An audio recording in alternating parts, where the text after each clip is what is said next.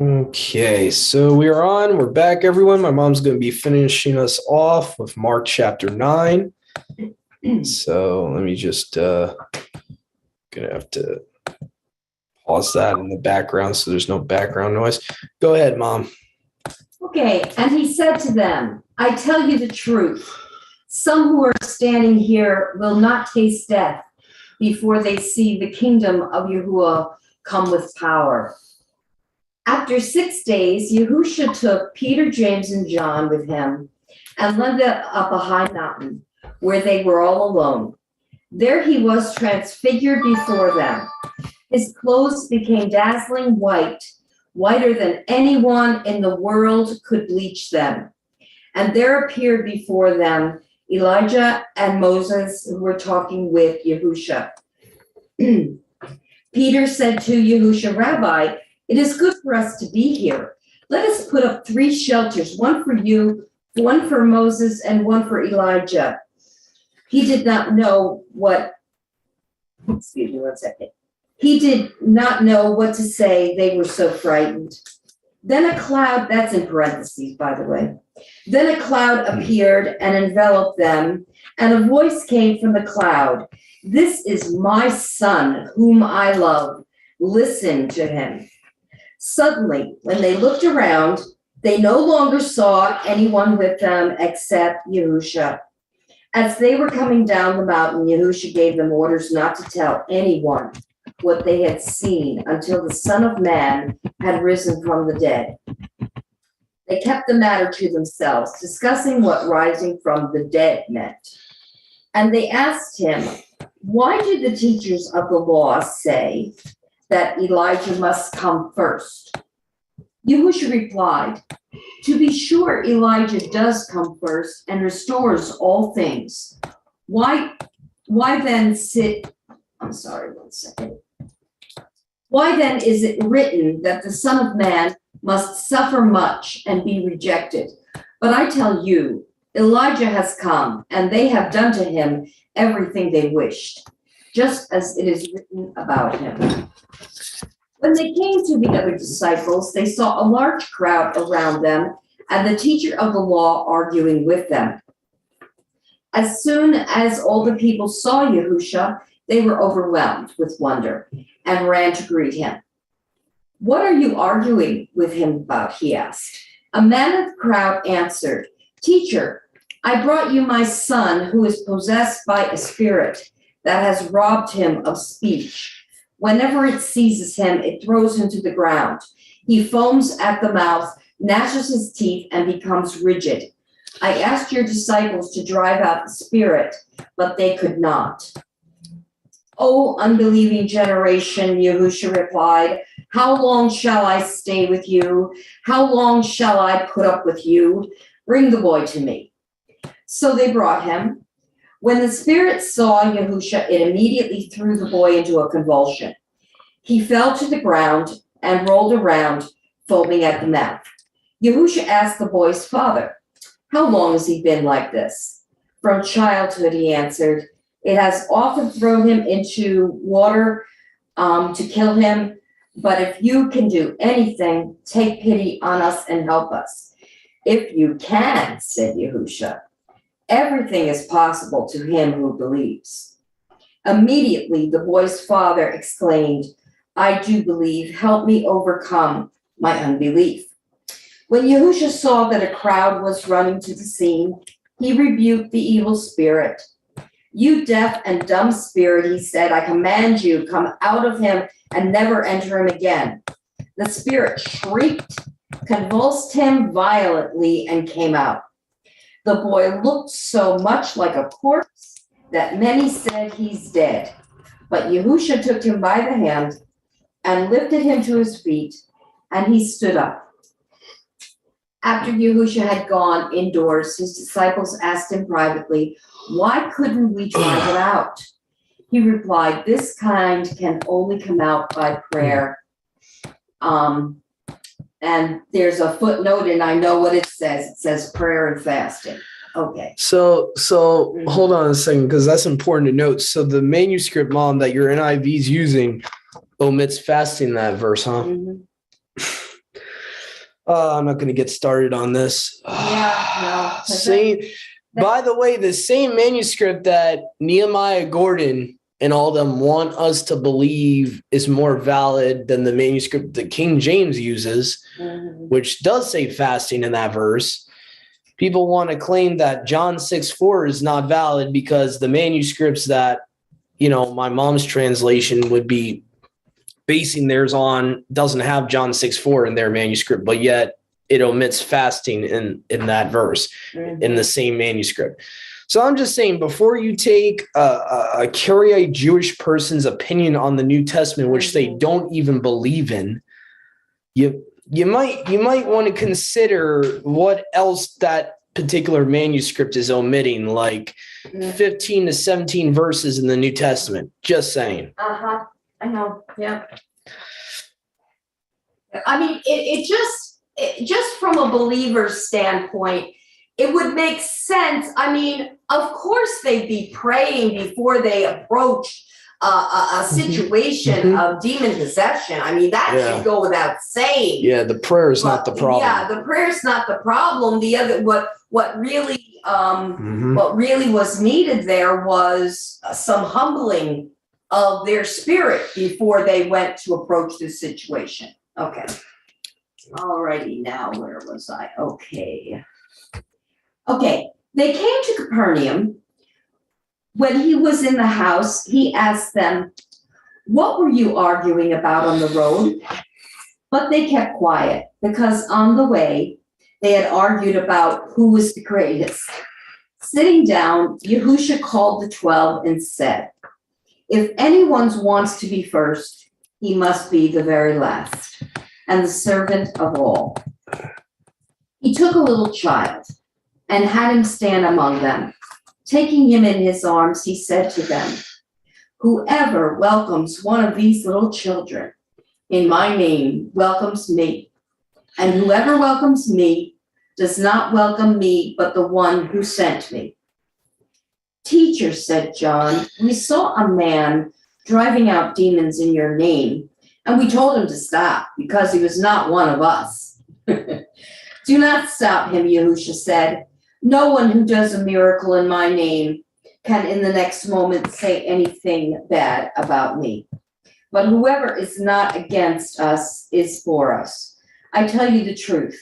Anyone who gives you a cup of water in my name." I'm emotional because I heard something yesterday, and it was a very vibrant message that said, "When is the last time that you have given thanks for a cup of cold water in the Savior's name?" And it just got me. Okay.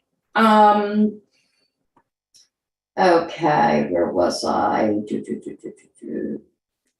get there in 1 second.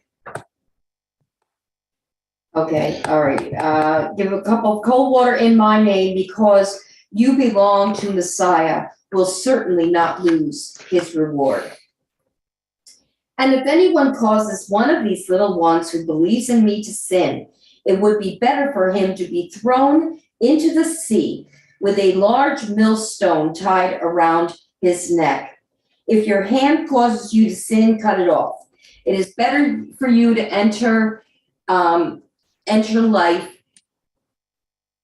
maimed than with two hands going into hell where the fire never goes out.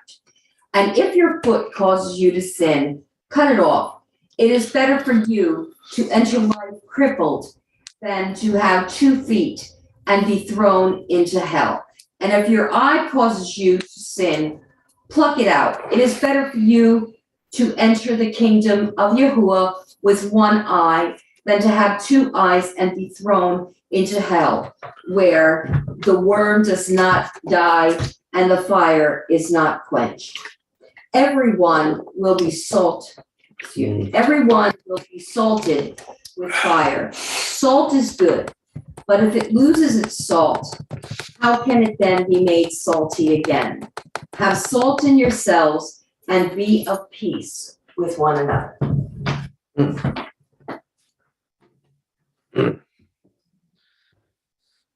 What I find interesting is that this concept of the resurrection seems to be something that they're having a hard time accepting when Yahusha's telling them this. It just boggles my mind, because when you read the Tanakh scriptures, the resurrection was not a new thing. So I kind of wonder, historically at this point, this would be a good thing to research.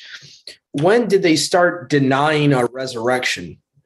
How far after they came back from Babylon? I kind of wonder if the Sadducees and the Pharisees, well, the Pharisees believed in the resurrection. So let me correct myself. The Sadducees were starting to deceive a lot of people, because you see his own followers, they're like, oh, what does he mean by rising from the dead? They're like, it's like a foreign concept to them. It's like, why would that be a foreign concept when you have scriptures from Job and all that clearly say even Job and guys like Daniel are promised their allotment's not given until they rise from the dead.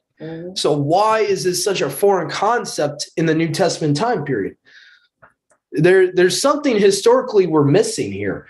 There's something there had to be some type of corruption going on in the Hebrew people back then, that they were not fathoming something simple. That's why I think Yahusha kept saying, you err not knowing the scriptures. You really don't know the scriptures, and it just amazes me, because this is a basic concept that you can find all over the Tanakh. But actually, I don't want to go all the way into it, because we've already done a study on the YouTube channel about this, about finding the resurrection in the Old Testament. If that's a foreign concept to you, I would really recommend it, especially if we have any Jewish viewers or listeners. I would really recommend you check that out, and why I believe the resurrection is not a New Testament concept. It's not something just brought out in the New Testament. That's right. It's everywhere in the scriptures. You can go to Job, you can go to Daniel, you can go to multiple places. It talks about the resurrection. So, I mean, that's just commonplace. It's really not that hard to find that in the scriptures. So to me, it's very obvious to me that before Yahusha came and dwelled among them, there was a lot of problems theologically with them in general. There was a lot of problems, because they were not even understanding the Old Testament correctly. They were not, let alone what he was going to explain to them that would later be called the New Covenant scriptures. Well, he had to come and explain to them what stuff that's already written in their books, what it meant. He had to be coming to them to literally explain to them what they had written right in front of them that they still didn't get. Very basic concepts. The resurrection was a basic Old Testament concept. Rising from the dead was a very basic Old Testament concept. So it just boggles my mind that at that time period, they didn't understand that. Something happened probably between Babylon and when they came back to the land, where they were inheriting other theologies. Who knows? The Hebrew people might even started believing in reincarnation. Who knows? I know a lot of Jewish people today, not every sect of Judaism, but a lot of Jewish people today do accept reincarnation. So I'm just saying it's very, very good possibility that the concept of the resurrection got perverted, and eventually people just rejected the resurrection totally, because it got so perverted that people were like, oh, this can't be right. We're not told an awful lot about the 12 guys and what their faith was really like before they came to Yahusha. And I think there was a lot of transformation on all of their parts. I mean, we have Matthew being a tax collector, which was like, who only Yahuwah knows what his faith was like, before meeting the master. And, Peter, we know Peter was from the tribe of Judah, but we don't know much about his religious life either, and I think that there were probably a lot of transformations happening.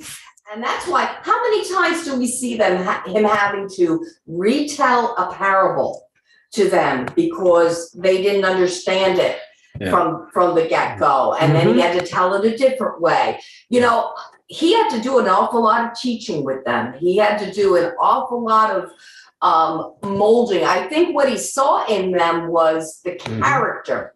Yeah. He saw the character. He saw the love in John. He saw the zeal in Peter. And I fully believe that he looked at Peter with that fighting attitude and said, imagine what I can do with him if I get righteousness into him with that zeal that he's got, Yeah. But as far as where they were spiritually, I think you're right. I think there was a lot of baggage going on between Babylon and that period of time. Just to explain here's an old document we had in basically the reason I did this study way back when was mainly for two groups of people, not for people that already believe in the New Testament, because it's pointless to have to do a study for people that believe in the New Testament to have to go through the resurrection concept. They already understand that. I mainly did this study way back when for people that started to fall away from the New Testament, rejected the New Testament because they started getting deceived and thinking that Yahusha was created by Rome or whatever. I really made this study way back when for them and Jewish people. Really, those were the two audiences, because those are the two main camps of people out there that claim to believe in the Bible, or at least portions of the Bible, that say that the resurrection is a false doctrine. If it's a false doctrine, then you have to say Daniel was promoting false doctrine. Then you have to say Hosea, the prophet Hosea, is promoting false doctrine. Then you have to say Job was.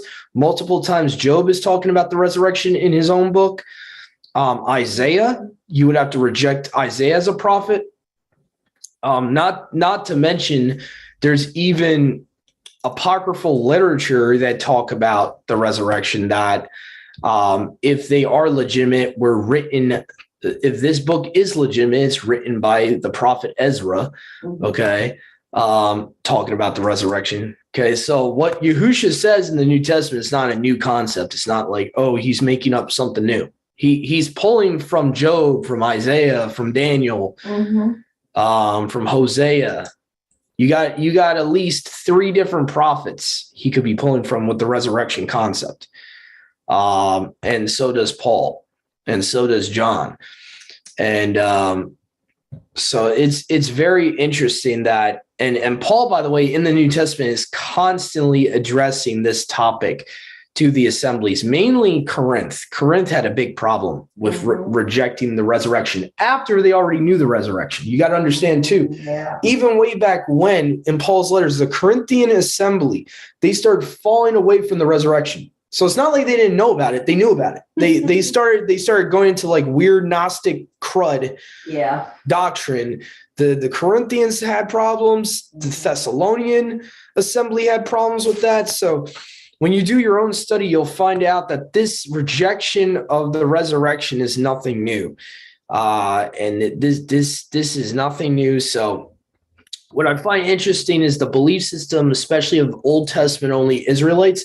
They're actually falling into the doctrine of reincarnation, because instead of believing that in a Son of Man, divine Messiah that resurrects from the dead, those of the Old Testament only Israelites actually believe that the Messiah is supposed to be a reincarnation of King David.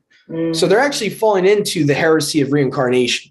So I find that very ironic, those that reject the New Testament. So I find it is extremely ironic that they're rejecting the New Testament for reincarnation. That's what they're choosing over the Brit hadasha, really. So just something to think about. Just something to ponder, like, I think the reasonings with this whole anti-Brit hadasha movement are ridiculous, in my opinion. But anyway, anyone that's interested, like I said, any viewers that we might have that are Jewish and are just pondering, questioning about the resurrection, I really recommend you test out these scriptures for yourself. And in time, if I find more from the actual Torah, I'll even add them. But mainly I found most of the Old Testament scriptures from like Job, the prophet Isaiah, the prophet Hosea, the prophet Daniel. So anyway, but I think that's it for today. That kind of wraps up today's study. And if you want, I can leave the link for that study, Resurrection in the Old Testament. I really recommend it. So anyway, thank you for joining us today. And to all of our brothers and sisters out there, have a great rest of your Sabbath. Shabbat Shalom.